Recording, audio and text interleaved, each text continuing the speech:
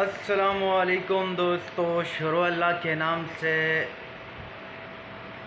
میں ہوں آپ کا دوست، آپ کا بھائی نواز خان۔ آج کا جو سوال ہے وہ یہ ہے کہ اگر ہم راستہ بھول جائیں یا اگر ہم کسی ایسی جگہ ہو کہ ہمیں راستے کا پتہ نہ ہو تو اسلام میں اس کے لیے کوئی وظیفہ ہے؟ ہاں بالکل ہے۔ اگر آپ لوگوں کو سورۃ یاسین یاد ہو تو آپ سورۃ یاسین شروع کر کے انشاءاللہ اللہ آپ کو راستہ ضرور دکھائے گا۔